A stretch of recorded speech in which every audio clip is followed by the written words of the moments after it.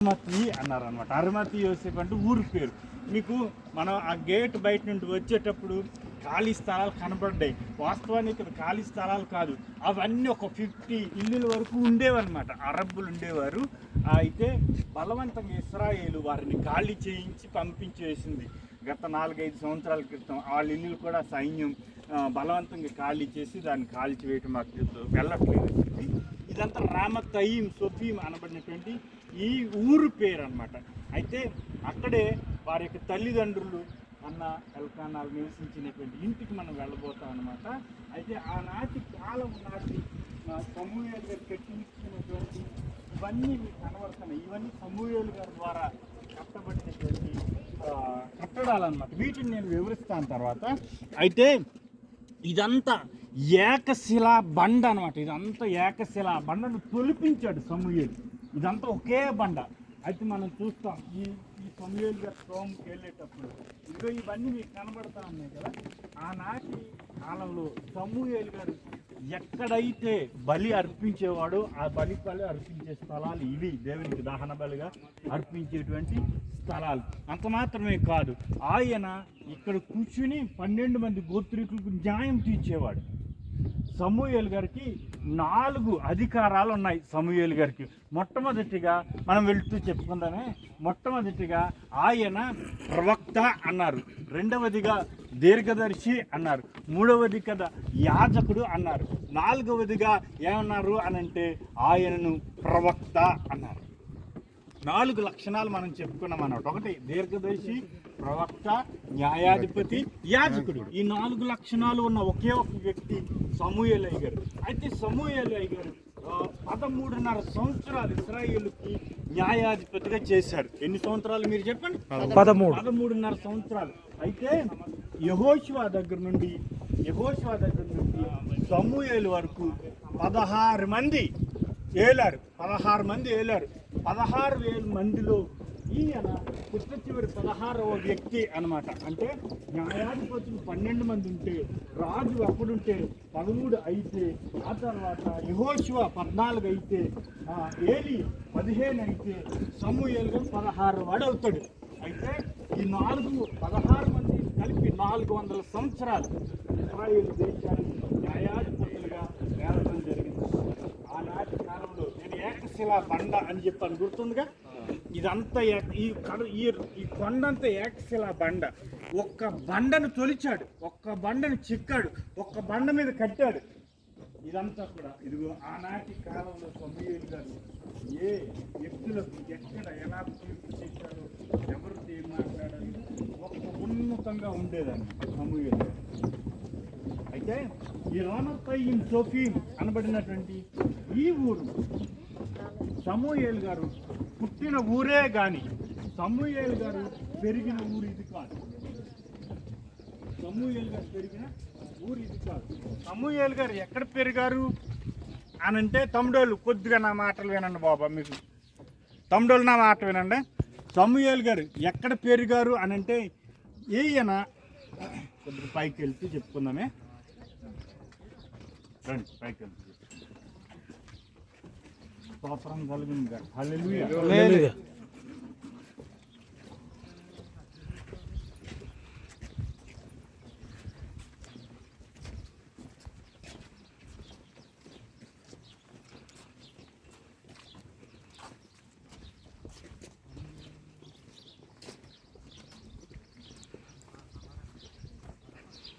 అయ్యారు రండి. ఇది సమూయేలు గారి యొక్క గృహం. ఇది సమూయేలు గారి గృహం. అయ్యగారు నా మాట వింటున్నారు కదా.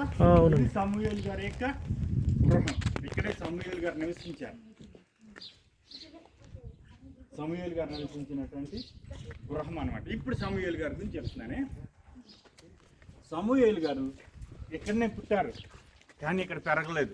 ఆయన ఇక్కడ పుట్టారు కానీ ఇక్కడ పెరగలేదు. ఎలా చెప్తా ఉన్నాం అని అంటే, ఆనాటి కాలంలో లేక పుట్టినటువంటి దేవుడు వాగ్దానం చేయబడినటువంటి నాజీరు చేయబడిన బిడ్డలు ఎవరైనా ఉంటే, ప్రభువా సంవత్సరాలు గడుస్తుంది, నా గర్భం ఫలించట్లేదు గనుక నా గర్భాన్ని కనుక నువ్వు తెరిస్తే నా బిడ్డని నీకు సమర్పిస్తానని మొక్కుకున్న వాళ్ళు ఉంటారు కదా, అలా మొక్కుకున్న వారు బిడ్డ పాలు విడిచిన తర్వాత ఆనాటి కాలంలో యోర్దాను నదికి దగ్గరగా ఉన్నటువంటి ఎలీషా ద్వారా ప్రవక్తల పాఠశాల నడుపుతూ ఉన్నారు. ఆ ప్రవక్తల పాఠశాలను ఎవరు ఏర్పాటు చేశారంటే సమూయేలు గారు ఏర్పాటు చేశాడు. ప్రవక్తల పాఠశాల బెత్ మిద్రాషీం అంటాం. దాన్ని ఏర్పాటు చేసిన వారు ఎవరనగా సమూయేలు గారు. అయితే సమూయేలు గారు పాలు విడిచిన తర్వాత ఆయన సిలోహు అనబడిన మందిరం నేటికి ఉంది. సిలోహు మందిరం, సిలోహులో తల్లి విడిచి వచ్చింది. ఎక్కడ చెప్పండి అది? సిలోహు, ఏలీ దగ్గర సిలోహులో, అక్కడే మందసం ఉండేది. అక్కడ పాలు విడిచిన తర్వాత సమూయేలు అక్కడే పెంచబడ్డాడు, పెరగబడ్డాడు. ఇక్కడ పుట్టి పాలిచ్చే వరకు ఇక్కడే ఉన్నాడు. ఆ తర్వాత పెద్దవాడై న్యాయాధిపతిగా, ప్రవక్తగా, యాజకుడిగా, దీర్ఘదర్శిగా ఇక్కడి నుంచి తీర్చాడు. అయితే ఆయన చనిపోతే ఇక్కడ పాతిపెట్టి మనం వెళ్తాం. ఇక్కడ పాతిపెట్టాడు. లోపలికి వెళ్ళే ముందు చుట్టూ తిరిగి వద్దామా? ఇలా చుట్టూ తిరిగి వద్దాం. రండి అమ్మ, నాకు కూడా రండి, నేను కూడా ఇంట్లోనే ఉన్నాను. రండి, ఎందుకంటే మీరు నా రంగు వచ్చేస్తారేమని నేను వెళ్ళిపోతున్నారు, అంతే తేడా. ఎక్కడ నా రంగు వచ్చేస్తారని.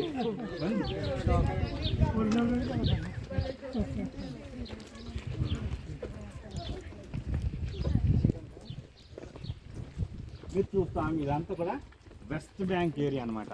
అక్కడ పెద్ద పెద్ద బిల్డింగ్లు సిటీలా కనబడుతుంది కదా, రమల్లా అనబడిన సిటీ, అది రమల్లా అనబడినటువంటి సిటీ అనమాట. ఇదంతా వెస్ట్ బ్యాంక్ ఏరియా అనమాట. ఇదంతా కూడా వెస్ట్ బ్యాంకు. మనం ఒకసారి అందులోకి వెళ్ళామంటే బయటికి రావడం కష్టం, మనకు లేదు లైసెన్స్. ఇదంతా వెస్ట్ బ్యాంక్ ఏరియా అనమాట. కొంచెం మనవతం. ఇది కూడా ఆనాటి కాలంలో ఆయన చేసినటువంటి పనులన్నీ కూడా ఇక్కడ ఉండేవారు. కొంచెం ఎదరగలం.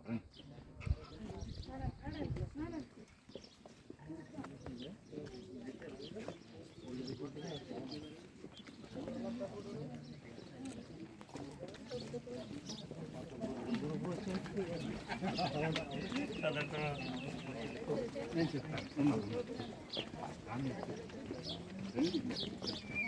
కరెక్ట్ మీరు అడిగి మంచి. అక్కడ కూడా వెళ్తాం, అది ఇలా వెళ్ళాలి కానీ చుట్టూ తిరిగి వస్తాము. మీరు ఇప్పుడు ఎంతలో పెడతాం, మళ్ళీ వస్తాం, చుట్టూ తిరిగి వస్తాం దారిలో.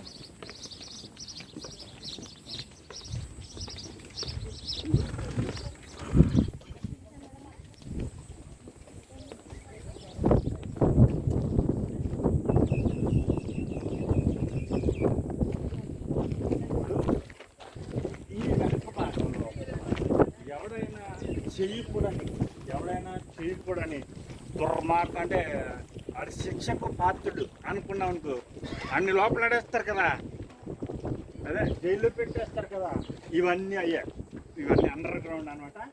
అన్ని అవసరమైతే నాలుగు చితక్కొట్లు అప్లయించేవాడు అనమాట. న్యాయాధిపతి కదా, మరి చేయరాంది నేరం ఏదన్నా తీస్తే ఇవన్నీ కూడా లోపల జైలు శాఖ సంబంధించి వెనక భాగంలో ఇదంతా అనమాట. సమూయేలు గారు తీర్పు తీర్చినప్పుడు ఇదంతా దానికి సంబంధించినటువంటి అనమాట. దాని లోతులు ఇవన్నీ మనకు కనబడతాయి.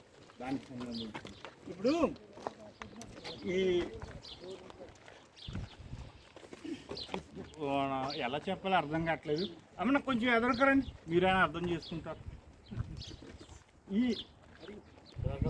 మనకు కనబడుతుంది వాళ్ళ పొగ వచ్చేది, అది జూయిస్ ఏరియా కాదు, జస్ట్ ఓన్లీ ఎదర్ నుంచి వంతి నది కనబడుతుంది చూసారా, ఇక్కడ నుంచి ఇస్రాయేల్ ఏరియా అన్నమాట. ఇదంతా ఇస్రాయేల్ ఏరియా అన్నమాట. మీకు రామోతు అనబడింది బైబిల్లో చదువుతారు. ఆ రామోతు అనబడింది బిల్డింగ్స్ కనబడుతున్నాయి కదా, బెంగుటిల్లి అని కనబడుతున్నాయి కదా, రామోతు అనమాట. ఒక విషయం చెప్తున్నాను, ఈ కొండ ఐగారు ప్లీజ్ అండి ఒక్క నిమిషం.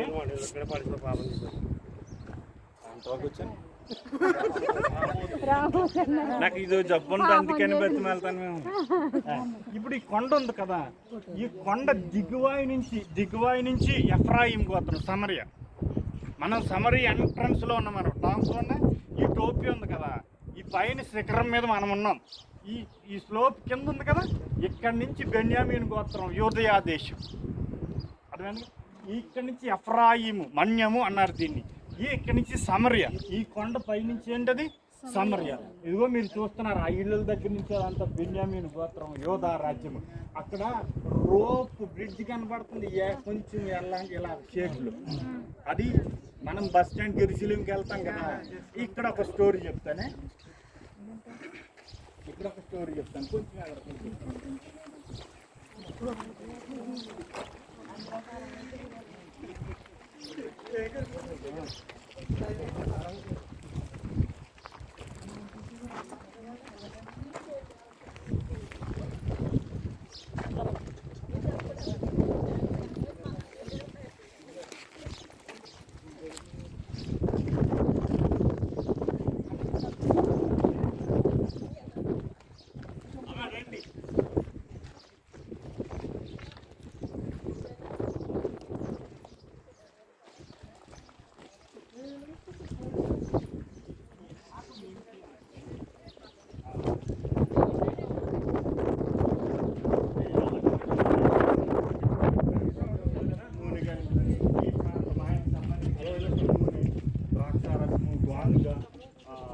ఒలివ్ నూనె సంబంధించిన వాటి ఇక్కడ నుంచి ఈ భాగం అనమాట.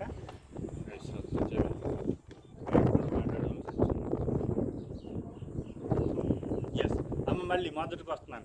మహాగణుడును మహోన్నతుడైన దేవాది దేవుని స్తుతిస్తూ మీ అందరికీ అయ్యో ఈ ప్రాంతానికి నాకు ఆహ్వానాన్ని తెలియపరుస్తాను. అక్కడ మనకు రోప్ బ్రిడ్జి కనబడుతుంది కదా, అందరూ చూడండి కనబడుతుంది కదా. ఆ ప్రక్కన రోడ్డు కనబడుతుందా, ఇలాగ రోడ్డు. ఆ బిల్డింగ్లు, ఆ బ్రిడ్జికి మధ్యలో రోడ్డుకి ఆ బిల్డింగ్లు కనబడుతున్నాయా? ఇదండి. అవునండి. పెద్ద రోడ్డుకి ఆ బ్రిడ్జికి మధ్యలో కనబడట్లేదా? దాని అంతటిని అంటారంటే గివత్ సౌల్ అంటారు. ఎందుకు చెప్తున్నానో తెలుసా? దాన్ని ఏమంటామంటే సౌలు యొక్క స్థలం అదే. మొట్టమొదటి రాజు సౌలు ఉన్నాడు కదా, గిబియా అంటారు దాన్ని. గిబియోను కాదు, ఏంటో చెప్పండి, దాన్ని గివత్ సౌలుగా మార్చారు.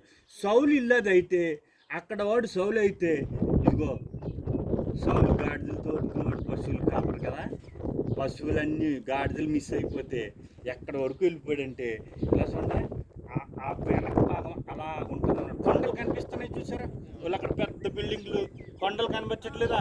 ఆ దూరంగా ఒక సిటీ కనబడుతుందా మీకు? ఇటు నా వంక చూడండి, ఇలా చూడండి.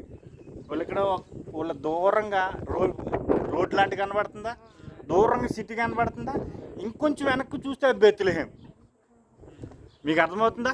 అలా కొండ కుడి ప్రక్కన ఉన్న కొండ వెనక్కిది ఏంటి తెలుసా? బెత్లెహేం.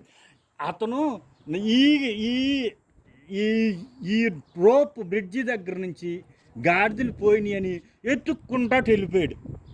ఎక్కడికి? రాహేల్ సమాధి అంతటి ఉంటుంది అనమాట. బెల్ జతా అంటారు అనమాట. అంటే నెల్సహు అంటారు దాన్ని, బెల్ జతా అంటారు దాన్ని. అయితే అక్కడ పోతే ఒకడు ఎదురుపడి, బాబు మీ గాడిదలు దొరికినాయి కానీ మీ డాడీ నీ గురించి చాలా వర్రీ అయిపోతున్నాడు నాన్న అన్నాడు. ఎవరిని చెప్పాలి? ఎవరిని? సౌలుని. మీరు నాతో పాల్గొంటున్నారా? వింటున్నారు మీరు వాక్యం? నాకు రిప్లై ఇవ్వాలి, లేకపోతే సప్లై ఉండదు ఇక్కడ. అది అయితే వచ్చేటప్పటికి ఒక అతను వచ్చి అంటాడు, మీ ఇంటికాడ ఎప్పుడైనా నేను అడిగిన క్వశ్చన్కి సమాధానం చెప్పండి. లై గేదె మిస్ అయ్యిందనుకో ప్రార్థన చేస్తారు, అక్కడ దేవాల దొడ్లు కట్టేశారు అని విన్నారు మీరు ఎప్పుడైనా? వినలేదా? బైబిల్లో ఉంటుంది అదే. అలాగా ఇదిగో దీర్ఘదర్శి ఒక అతను ఉన్నాడు, నీ గాడిదలు ఎక్కడ పోయినాయో చెప్తాడు అన్నాడు. అంటే ఎక్కడ అంటే అదిగో అక్కడి నుంచి ఇక్కడికి ఎప్పుడు రాలేదు ఆయన. ఎవరు? సౌలు గారు. ఎక్కడ వెతుక్కుంటూ ఇందాక మనము ఎక్కాం కదా, అలా ఎక్కుతూ ఒక ఆవిడ నీళ్ళు పట్టుకుని వెళ్తుంటే, అమ్మా దీర్ఘదర్శి ఇక్కడ ఉన్నాడా? అదిగో బాబు ఇప్పుడే పైకి వెళ్తున్నాడు, అదిగో ఊదుగో అంటున్నారు. అంటే పైకి వస్తున్నాడు. ఎవరు? సమూయేలు గారు. అప్పుడు అంటున్నాడు, ఒరే పన్నుడు అంటున్నాడు అన్నమాట.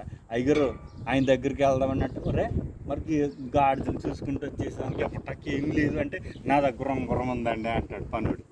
ఆ ఉంగరం ఇచ్చేసి ఈయనకి గాడిదలను అడుగుదామని వస్తాడు.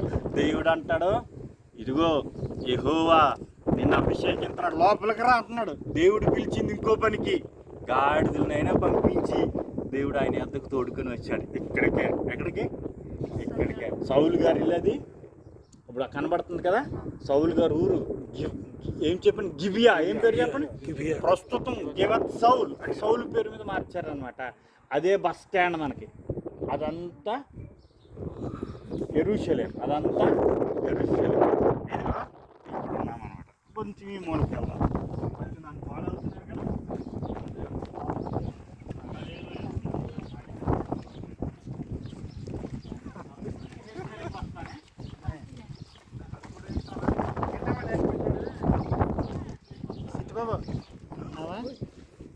మొదటి ప్రపంచ యుద్ధం ముందు తుర్కుల నుంచి దానికంటే ముందుకు వెళ్తాం. మొదటి ప్రపంచ యుద్ధం 10th సెంచురీ నుంచి, అంటే 11th సెంచురీ నుంచి 13th సెంచురీ వరకు క్రూసేడర్స్ అనబడిన వారు